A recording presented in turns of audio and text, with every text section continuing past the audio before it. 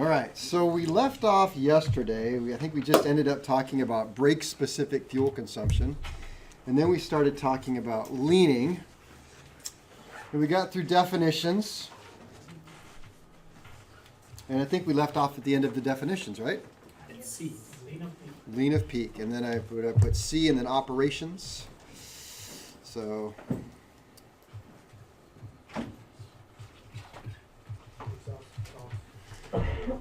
All right, there's a lot here in my notes, and I don't want to write it all down because a lot of it is just a little bit too much, honestly.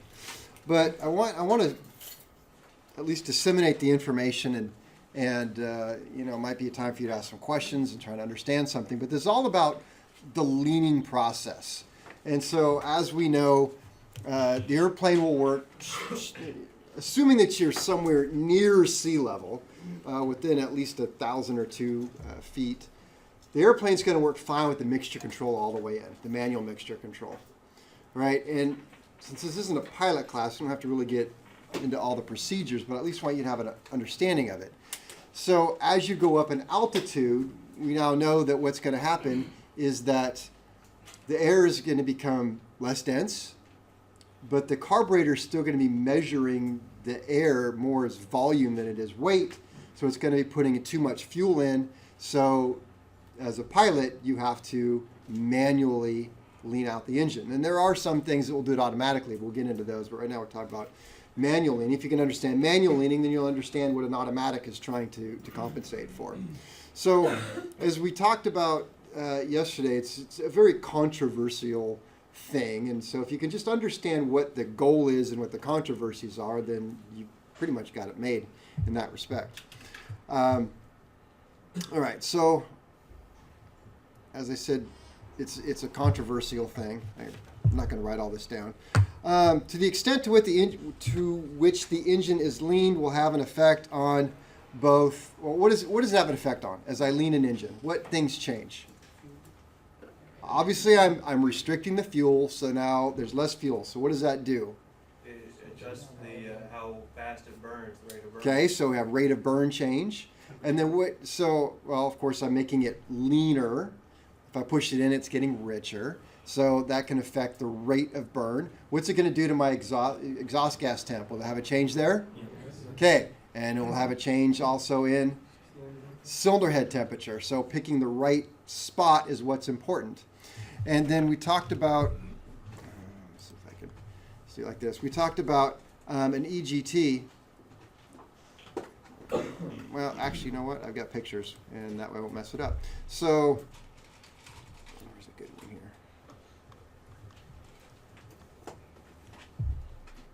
here? Yeah, kind of like this one the best.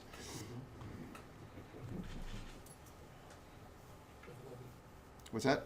Oh, thanks. That didn't work.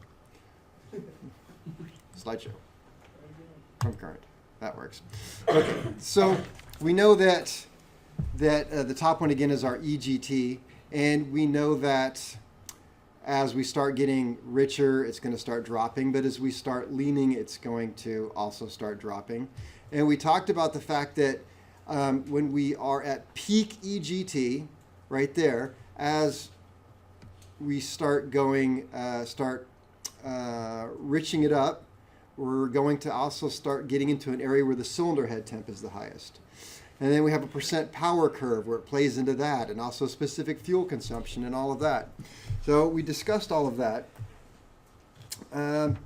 So what do the aircraft manufacturers say, right? So now we know all these things are coming to play. So make it simple. What does the aircraft manufacturer say? Well, a couple of things. One, it's kind of a recognized thing that more fuel means cooling. Here, to write a few things. So fuel, more fuel.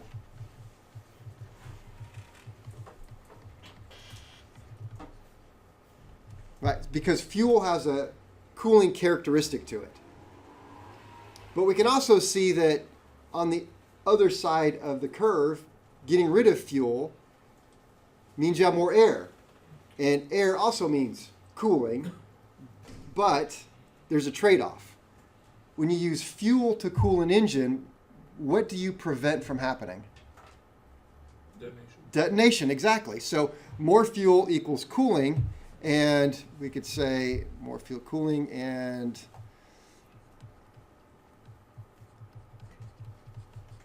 less likely to detonate.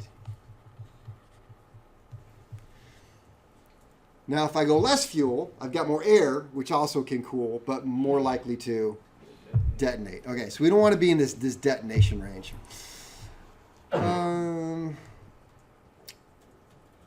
This is why some carburetors, a lot of carburetors, and you should look for this when possible work on the carburetors, they are designed in some way, shape, or form to either automatically enrichen it. So you take a regular carburetor and say, okay, when I get to wide open throttle, more fuel should suddenly show up. And I would like to call that a power enrichment. Or the carburetor is already set up to be very rich at wide open throttle, and somewhere in the middle, it will lean it. And I would like to call that an economizer. That's what I would like in a perfect world. And so if I drew a chart, this being rich, let's see, rich and lean, and I put idle, and what's WOT? Wide open throttle. Okay, so at idle, it's pretty rich. And then as I get in the mid-range, it's going to get leaner. And then as I get near wide open throttle, it's going to go really rich. All right. And this is the operation of the throttle? Carburetor. This is a plot of rich lean of what the carburetor is doing. Okay. So as I'm operating the engine, just as a mechanic or pilot, when I pull it back to idle, the carburetor is designed in such a way that at idle, it's pretty rich. Okay? And as I advance the throttle and I start going higher speed, the carburetor is designed in such a way that it's going to automatically go leaner. And then as I get near wide open throttle, it's automatically going to enrich it. And so what I'm trying to say, and probably not doing a real good job, and the reason why I want to make this point is because, well, I'll show you. So if, let's say the carburetor was designed, I can make it.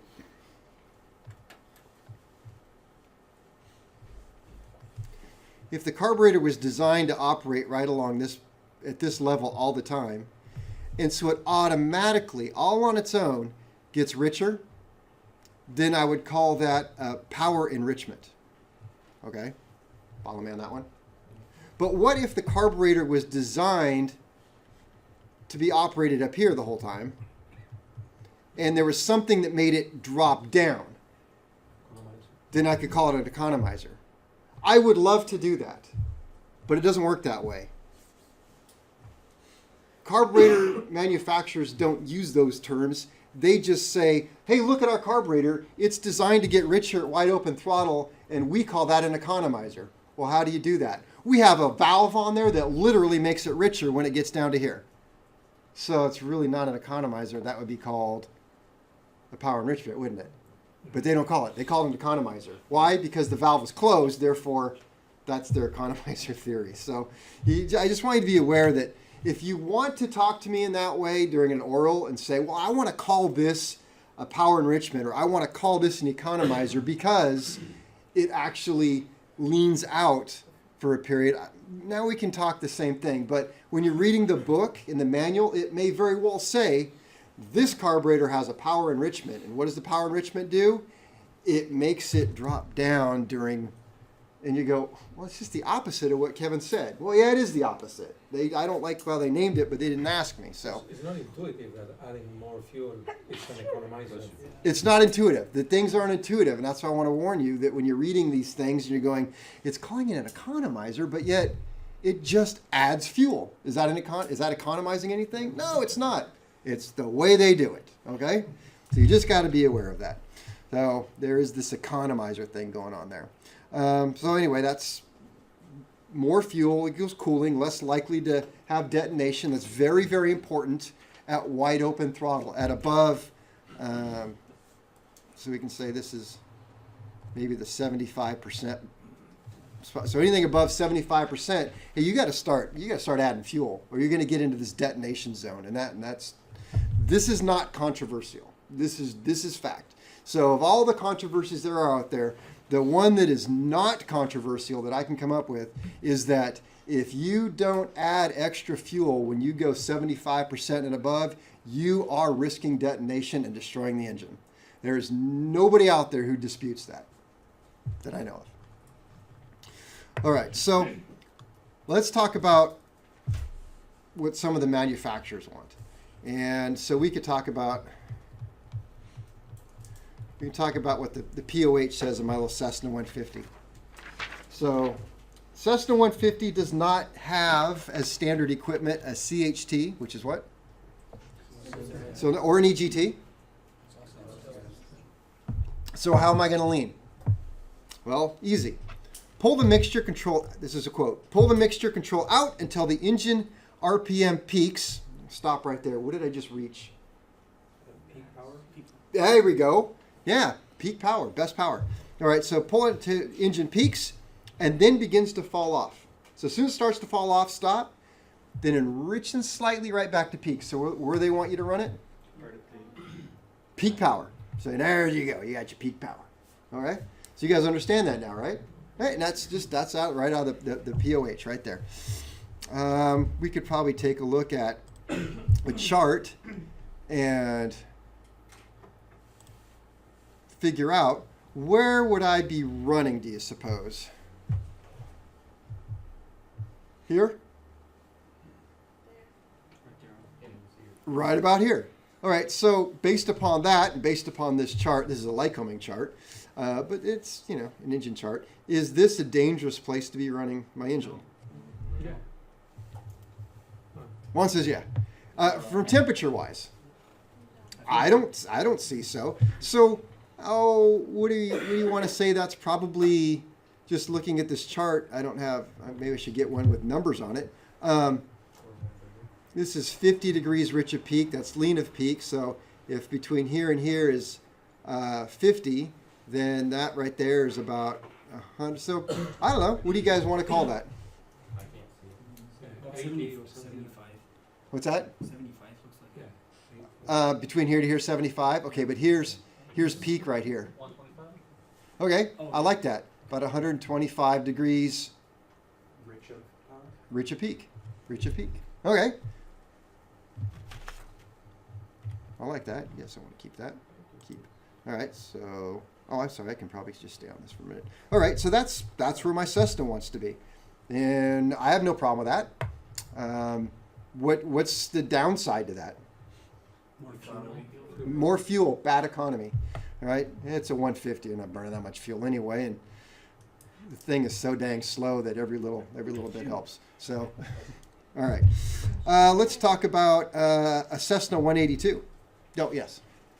I'm confused. We have a question in now the audience. because I thought peak was peak power, but it's actually peak is peak EGT. Wonderful question, because if really we can talk about peak, and if I'm not careful, it can mean anything. It can mean peak RPM. It can mean peak this, peak that. The one thing that distinguishes whenever in aviation we say rich of peak or lean of peak, when we use the rich and lean, we're always talking about EGT. Okay. But you know what? You're right, though. We really should say that we are. I was looking, that's kind of nothing. We're literally talking about EGT temps and leaning based upon EGT temps. And then where does that leave us with cylinder head temps and power and specific fuel consumption? You can see my specific fuel consumptions, it's horrible. But at the same time, looking at this chart with specific fuel consumption down here and best power, adding more fuel does what from this point? It really does. It starts actually lowering my my power, and the specific fuel consumption goes way up. So what's the benefit of running over here? Nothing. Cooler. Yeah, temperatures are coming way down. So if I'm max power, then that's something I have to be concerned of. Okay, so that is the little 150. Well, let's talk about a 182. And I got this right out of, and that's going to be a Continental 0470. That's Continental. Continental 0470. And what they want you to do is at 75% horsepower. So I'm going to put that 75%. That number keeps showing up, doesn't it? Lean to peak EGT and then richen by 50 degrees. Okay? So I'm going to lean it back to peak EGT. This is peak right here. And richen it by 50 degrees. And that's going to put me right here, which is really close to kind of a dangerous place to be, isn't it? It also says operation at peak EGT is only authorized at 65% power or less. So peak EGT, 65% or less. Well, I don't really know why you'd want to run at peak EGT. Does anybody see an advantage to running at peak EGT? Cooler cylinder head temps. It's a little bit cooler. You haven't quite done that. Power is not too bad, but what do we got down here? Fuel consumption. Now I'm getting that high miles per gallon, aren't I? All right, so that's Continental. Operation on the lean side of peak EGT is not authorized. And this is right out of the 182 QPOH dated October of 1978. Do not go to lean. Yeah.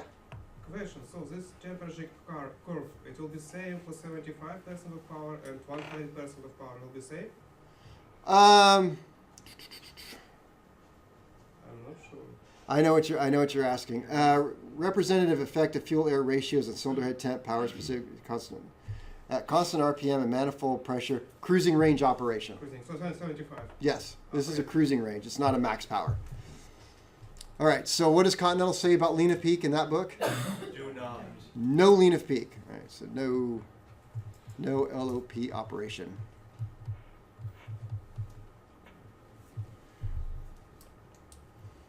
All right, so that's two Continentals for you. How about Lycoming? And this is out of Service Instruction 1094 Delta for normally aspirated engines. Best power mixture. How do you get to best power? They say lean until the tack of a fixed pitch or airspeed indicator, constant speed, peak. And they figure that's going to be about 100 degrees rich of peak. Does that make sense? 100 degrees rich of peak is 50, 100. That's really close to right in. This is their chart, by the way, so that's right about in there. So there's peak power, probably right about there. So, yep, makes sense. Best economy. Lean until engine runs rough. Increased mixture until smooth.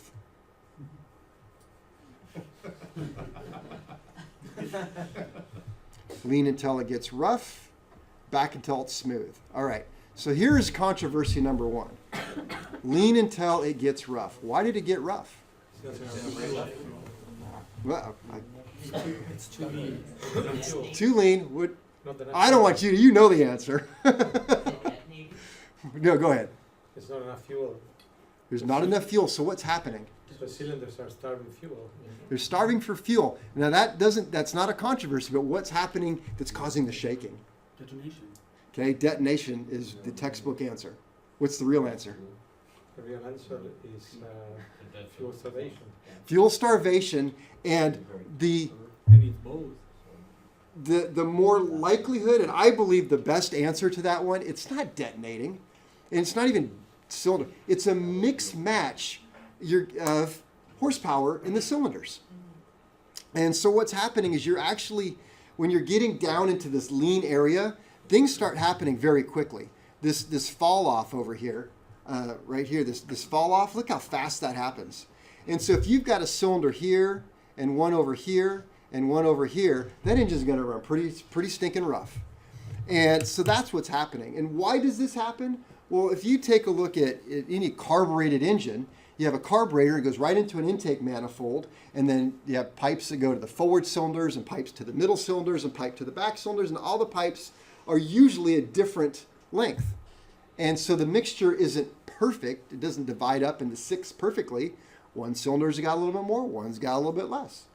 Now, Lycoming does go through the trouble on some of their engines to use what they call balanced intake pipes, where every intake pipe is the exact same length. And on our mock-up across the street where we have a turbocharger on the back, look at that in the intake pipes. You'll see that some of the intake pipes are ridiculously long. It's like, why'd you make it that long just to get right here?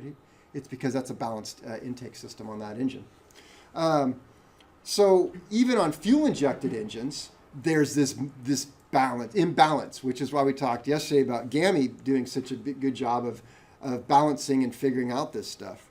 So really, textbook answer, some people say detonation, but the real answer, according to me and what I believe, is that you have an imbalance of power going on. So you enrichen it until you get all the cylinders back up in kind of a curve where the horsepower balance is much closer between them all. And that's why you're doing that. So that's best economy. So best economy was lean until it gets rough, increase mixture until smooth. And they figure you're going to be probably around peak EGT. Well, does that make sense on this percent power curve? Does to me. You're bringing it back up here where all this, if you have a spread like this, it's not too far off versus a spread that's here, here, and here. You're going, wow, that's pretty bad. Let's see, leaning a Lycoming from the Lycoming Operator's Manual for an O360, HO360. This is dated October of 05. Maintain mixture control in full rich position for rated takeoff, climb, and maximum cruise power. Everybody agree with that? Yeah. Why? Why would I want full rich for takeoff? Because you don't want to have the engine stall on you, or Right. the possibility. Or Not stalling. I disagree.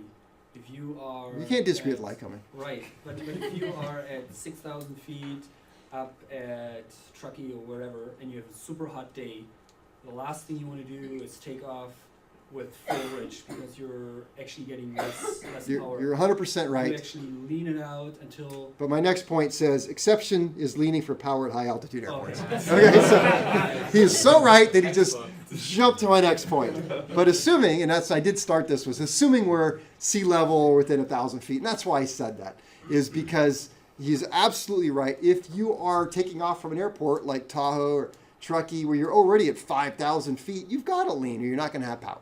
But assuming that we're back here, why is it important to have the maintain mixture control and full rich for rated takeoff, climb, and max cruise power? Because the engine is producing the maximum possible power.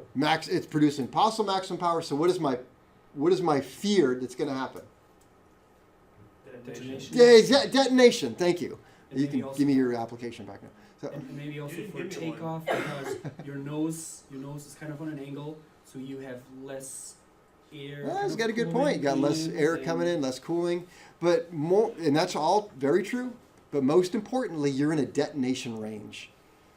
So again, we go back to what I said. Once you get beyond 75% power, you should always have.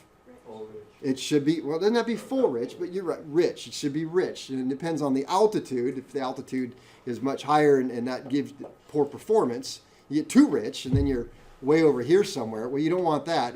But anyway, to make it simple, you need the cooling at max power because detonation happens. So that's not the cooling. You need the extra fuel because detonation happens. The exception is high altitude airports. So let me see. So Lycoming is very much a 75% power. So Lycoming it's Lycoming.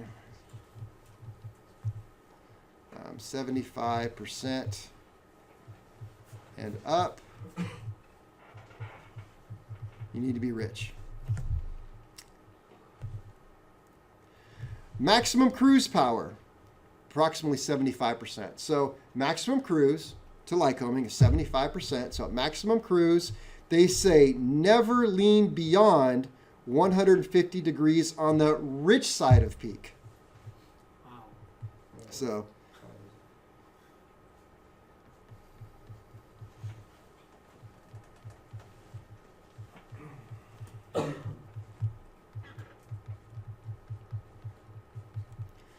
So that is boy, this is 50 here. 100, so we're about over here, I would say, right? So they want you way over here. I guess it would make sense to read the service instruction from Lycoming on top of your POH. And that's, yeah. Let's see. Best economy cruise at approximately 75% power and below, so 75% and below. So 75% and below. What do they want us to do? Operate at peak. They want you to be at peak EGT. SSP 700, that's a Lycoming publication, suggests operating at 50 degrees rich of peak. 50 degrees rich of peak puts me where? Max cylinder head temp. All right, not. Let's see.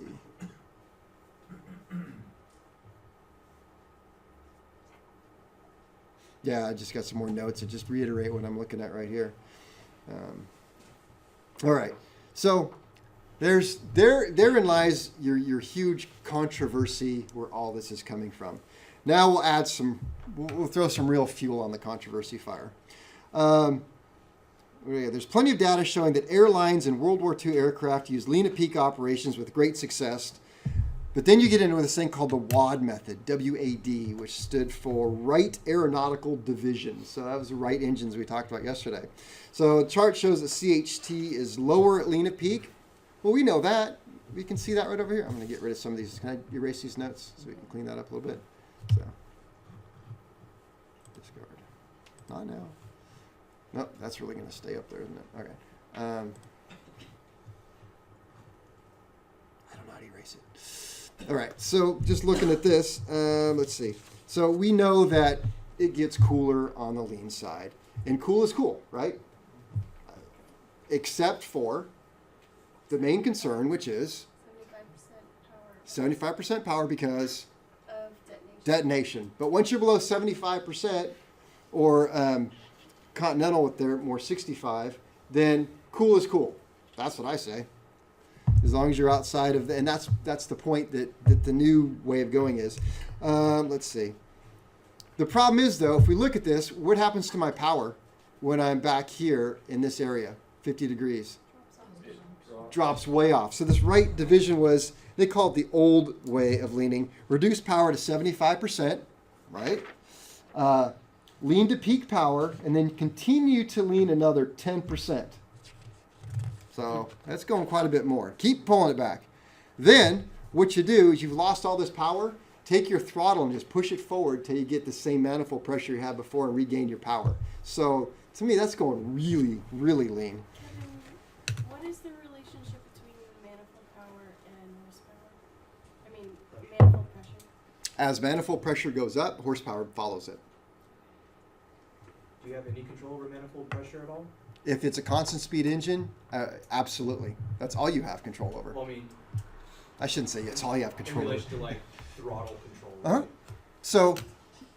So any modern plane with a a constant speed propeller, all right, help me out, Juan. So that's his plane. So you get up to, you finish your climb out, and what's your procedure?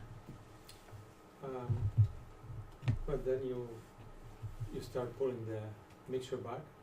Well, first you're going to put your RPM back, right? Yeah, well, you have, assuming that's you want, okay, you put your RPM back where you want. Okay, so I want you guys to understand. So you're finishing your climb out, and say you had it on wide open throttle, Mm-hmm. and your prop all the way forward. Yeah, I normally reduce the prop from 27 to 2500 Okay. for a cruise climb. Okay, so you guys follow. So when he takes off, he's got the prop all the way forward, which means the prop is nearly it's flat as it will go, and the throttle pushed all the way in. Now at this point, the throttle operates RPM. All right, and so he climbs out, and once you kind of clear the airport, he's going to now grab the blue knob and pull it back a little bit, which takes a little bit more bite out of the air from the propeller. And so because it does that, it's like shifting into a higher gear, so your RPM drops down. All right, so then you continue your climb out. continue And then by you- month, and once you're in the cruise, you might stay with those RPM or reduce it a bit, and then you forget about the RPMs. The RPMs are going to be fixed because this is variable, and if you say 2300, it will say 2300. And then you lean the mixture to where you want to get it. So at that point, if he pulls back the throttle to a point, what's going to happen? Is the RPM going to change? No, because the propeller has a governor that's holding it at that RPM, and so as he pulls back his throttle, it's going to change the manifold pressure, and so that then changes the horsepower. So it used to be, you talk to old pilots, everything was squared. So if you were going to fly at 2,500 RPM, you would fly at 25 inches of manifold pressure, 2,400, 2,400. And so they would just kind of follow it down that way. Because what you don't want to do, and we'll talk more about this later, but you don't want to end up where you have really high manifold and really low RPM. Because what happens is when your RPM is really slow, your volumetric efficiency goes way up, right? Because the intake valve is open a lot longer, you get more air in there. That's like just putting your car in like 7th gear and trying to take off from a stop. It does not like that. So you end up over boosting the engine. It's not really boosting, but it's bad for it. It's called lugging it, and then that's bad. But anyway, so back to this. Let's see. Trying to keep it somewhat simple here. Hopefully I haven't blown that too bad.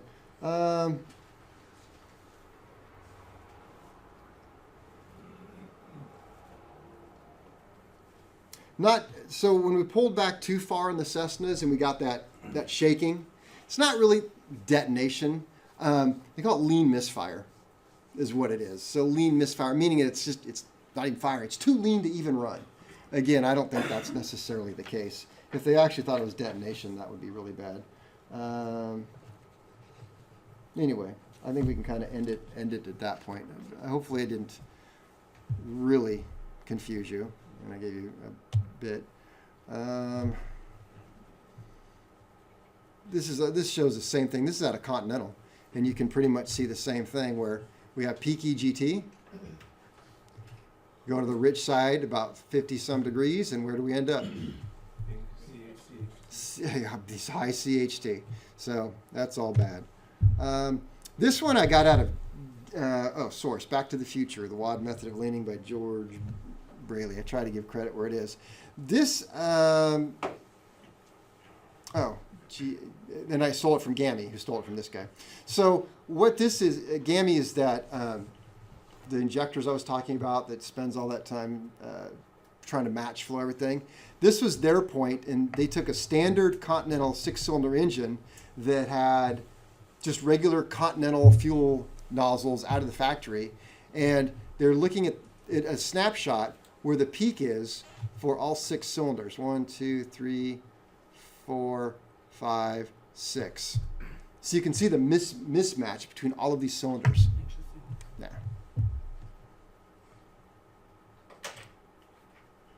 And that's a picture of a carburetor. And I don't know why I like it. Maybe I just like the... I think it's a picture of the Toyota in the back. Oh, yeah. It's a nice Toyota. Isn't it Mazda? That's a Mazda. Yours? Is it a Mazda? I can't tell. Mazda That's a 6. Mazda. No, something else I stole from the internet. All right. So let's get back to this here.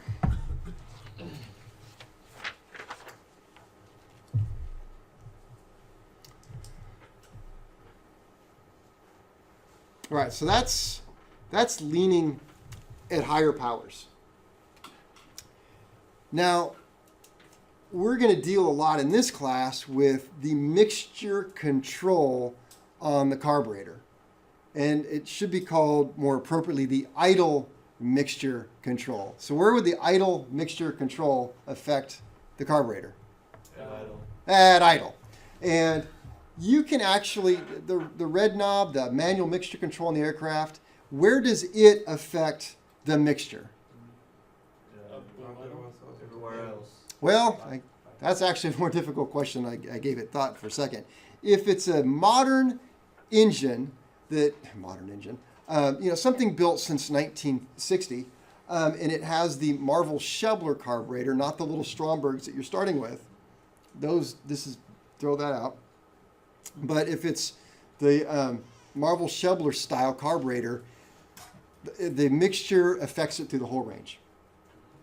All right, so, but the manual mixture control, the idle mixture control only affects it at idle. And who is the person who adjusts that knob? Us. The A&P mechanic. So that's what we're going to focus on. As long as you get the other mixture control working and it makes it go through the whole range, then your job has been done. But you have to set up an engine so that it performs properly on the ground. And what you're supposed to do is you're supposed to adjust it so it's 25 to 50 RPM rich. So what that means is that, and I have a plane like this over here with that out of a Cessna, I don't know, 170 or 182. When I bring the aircraft back to an idle, and I pull the manual mixture control out, the pilot does it, whoever's sitting in the seat running, and I pull it back, I should watch the RPM, and the RPM should be about 550, 600 RPM, and it should climb about 25 to 50 RPM and then suddenly die. So what did it do? Why did the airplane, when I pulled the manual mixture control, why did it go up 25 to 50 RPM and then suddenly die? Because you increase the fuel and then, Because Kind of. and then it Because reached it's the sensitive. Let him. peak of power. It did. That- Because I was running it, if I do a chart here, let's see, and this is peak power right here, and we'll say this is rich and this is lean. I'm running it right here. And it's idling right here in this rich, lean way of doing things. And so when I pull back the manual mixture control, I'm shutting off the fuel. And so when I shut off the fuel, what's happening is it's using the rest of its fuel, and it's coming up to a peak spot, and you see it and you hear it and you can feel it, and then it dies off. So it means you're a little bit beyond peak power. Now, if you wanted to, and you were not afraid to stick your head up there where the propeller is, and you guys actually get a chance to do this on our ground power unit because it's safe to do it on, you can actually start taking your little idle adjustment screw, and you can screw it all the way in. If I screw it all the way in, that's going to be in a lean position. So it's going to be here. And I can start slowly screw it out. And I'm going to see the RPM go up, up, up, up, up, up, up. And it's going to peak out and then start going back down, down, down. As you screw it all the way in? If it's all the way in, there's usually two holes for fuel or more. So it'll hopefully run. It won't be so lean that it won't run. You may want to start it. Well, the proper way to start it would be 1.5. Screw it all the way in gently, and then 1.5 turns out. It's usually about where it should be, but then you can kind of experiment once it's running. Now, this is what RPM does. An easier way, our RPM gauge isn't so great, so you can actually look at what's manifold pressure. What's MAP stand for? That's your manifold pressure. You can kind of look at it the other way. So manifold pressure is the pressure inside of the tube just past the carburetor. So it goes carburetor, manifold, cylinders. So I'm talking about the pressure inside of the intake manifold. Now I want you to think about if I'm running an engine and I've got a throttle plate inside of the carburetor and it's closed because I'm at idle. The engine's running and these pistons are going and they're trying really hard to suck in some air, but it's not getting much. Why? Because the valve is closed in the carburetor. And so it's really fighting these little tiny holes just to get any air that it can possibly get. And so what does that mean on the other side of the carburetor as far as air pressure goes? It's a significant vacuum. It is a really, it's pulling a hard vacuum on it. And so a vacuum would be all the way down here, right? The biggest vacuum I have, and so we'll just keep this rich and lean. So you have this vacuum. If I could speed up the engine without moving the throttle plate, what will happen to the vacuum? Will it be more vacuum or less vacuum? You'll get more vacuum. So let's say I start it up and I'm running right about here. And that means it's lean. So I got the little screw thing screwed all the way in. And the throttle plate's here. And I'm not touching the throttle. I'm just going to touch and add more fuel. So I unscrew it and I add a little bit more fuel. And the engine's going to do what? It's going to speed up a little bit. Speed up, speed up, speed up, speed up, speed up. And right about there. And if I unscrew it anymore, what's the engine going to start to do? It's going to start slowing down, slowing down. So sometimes it's easier on our equipment to watch the manifold pressure gauge. It's a little more sensitive. And so you can find a peak manifold. And then all you have to do is once you find, and peak manifold is the most suction. So it's actually the lowest pressure. Remember, it's inverted. And so the lowest pressure. And if you richen it a little bit, you can actually get a correlation going there. Yes? Why on the lean? So if it's lean, it means it's blocked completely. No, a blockage and lean are two totally different things. So the throttle is one thing, mixture is something else.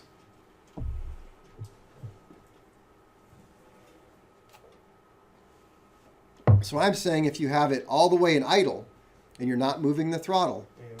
by simply adjusting the mixture screw, you add more fuel in, which makes the engine go a little bit faster to a point until it starts slowing down. But air also goes through this hole or not? No. Not all air. Not all air? No. Ah, okay. No. And we'll get more into that. So I want to, So Kevin, when the guys run out of fuel, that they claim that before running out of fuel they had a rise in the engine, that's it? there shouldn't be enough that you should notice. I think that it went lean and then it went rich and it went lean, then it went rich significantly because the pumps are actually running out of fuel. So it's going all the way down here to this lean down here, and then it's picking up fuel and coming all the way back up here, and it's dying and going back and forth. Oh, all right. Hopefully that made sense to you. I keep forgetting to mention in Canvas. I told you, there's the one really good book that I really, really like. And if I had the name, it would be so much more appropriate right now. It's fuel metering systems. Okay. There are plenty of copies in the tool room. There's there's enough copies for every group to have one. So, and a paper copy if that's what you want.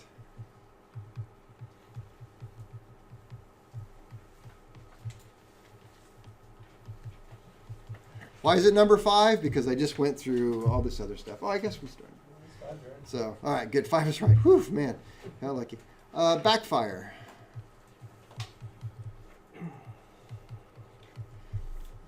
Backfire is a bang. And which way is it going to go? Okay. Is going backwards. So into the intake. So you have a backfire. That's when you get an explosion or a pop that goes out the carburetor. It should not do that. That is going backwards. That means that, what is it called when it goes out the exhaust? Okay. So the backfire is fire coming Backwards from where? from the cylinder. Okay. Intake valve opens. It catches all the fuel that's supposed to be coming in the intake valve on fire, and that flame front travels all the way up to the carburetor, and here, pow, out the carburetor. Will that happen on the ground carburetor? It will, yeah. After fire, let's see, after fire is a fire after the cylinder. Meaning there's a fire where? Exhaust. Well, isn't it already fire? No. Okay, it's a lot of heat. It's exhaust. So what would cause an after fire? Too rich. Too rich, and you're getting unburned fuel into the exhaust that gets lit off. And it goes to pow. Not exhaust flames necessarily. Yeah, no, it's almost, we should probably set up one of the 290s to run, like this time of night. Because when you run it, when it's, you see it, that exhaust is glowing, it's shooting a flame out. You get, like, I had no idea, but there really is quite a flame coming out of them. Okay, so after fire is fire after the cylinder. Let's see. Just a couple of points here, I guess. A mixture.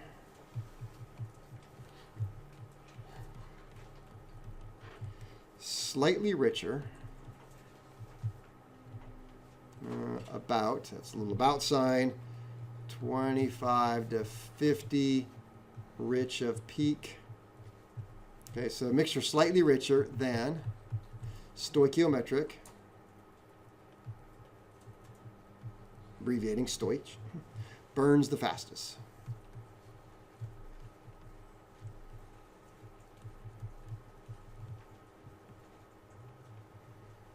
And then the flame front is going to slow down on either side of that.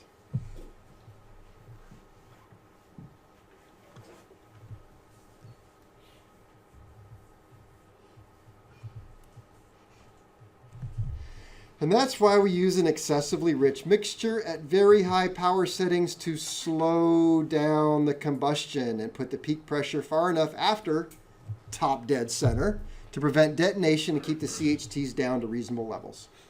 Does that make sense? I hope. Because it was supposed to. Yes? Do I need to write that? Okay.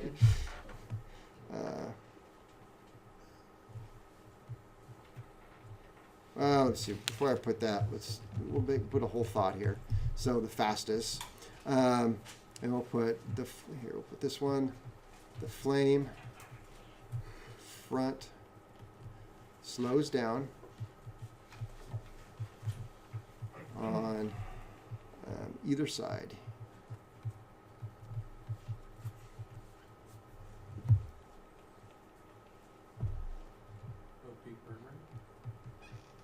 Richer or leaner. Right, so it burns the fastest at about 25 degrees, 25 to 50 rich of peak. If I enrich it any more than that, the flame front slows down. If I lean it any more than that, flame front slows down. Yeah.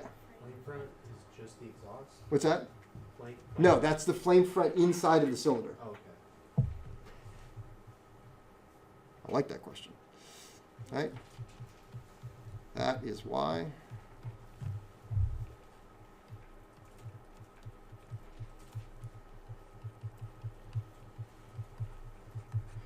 An excessively rich mixture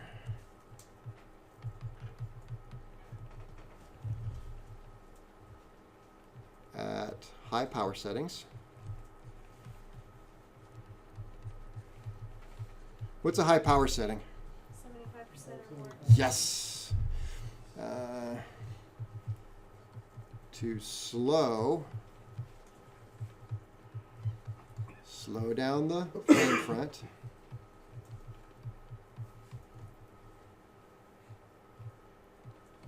And put the peak pressure. So remember, peak pressure, that's what's happening. The piston it's on its way up. We've had a spark. The flame front is going to start. And we don't want that flame front to finish while we're still coming up on top dead center, right? Because we started the spark around 30 to 25 degrees before top dead center. And if we had max pressure here, it's got to fight the maximum pressure to go up. That's not going to work. That's bad. You want it to start the flame front, bring the piston up. The flame front is still moving and expanding, and it starts to get its peak pressure when the piston is coming back down. And then go from there. So you want that peak pressure to be there. So put the peak pressure far enough.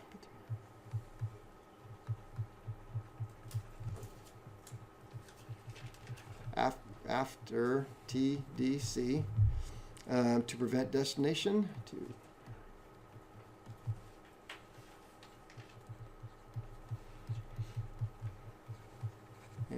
keep CHT cool. Or reasonable levels, I should say.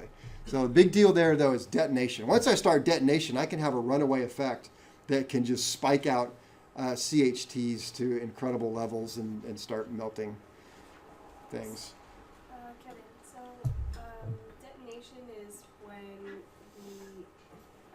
the maximum pressure of the flame it happens before top dead center? Detonation is an uncontrolled explosion of the fuel. So think about it. So we want the fuel to burn and kind of move this flame front. And that's the difference between, remember, pushing on it and detonation. And that's just like hitting the piston with a giant sledgehammer. Boom! And it breaks pieces off. And so we don't want detonation. And detonation also causes more detonation. More detonation causes cylinder head temps to go crazy. I don't have the numbers in my head, but at 400, when I say 400 degrees max temp for cylinders, you're actually getting reasonably close to the metallurgical design limit of the aluminum. Once you get beyond somewhere around 500 degrees, you lose the percentage of strength that you lose is incredible. It's a lot. Remember, these things are screwed together. So that's really bad. So it's really important to keep it down to 400. You start getting detonation, you start seeing things spike out. Would you get one? When it got crazy? Yeah. Was 250 Celsius, which is... Well, nobody knows what that is. 500. 500? Yeah. Did you say freedom units? It's pretty much 507. How much? 507. 570. No, 507. Oh, 507. You're up by 7 degrees, man. Come on. I agree with you. It's easy. Just go by half. Yeah, almost. Or times two. But he was off by 7. Yeah. Thank you. That's why I have him over here. 'Cause just want to keep him in his place. All right.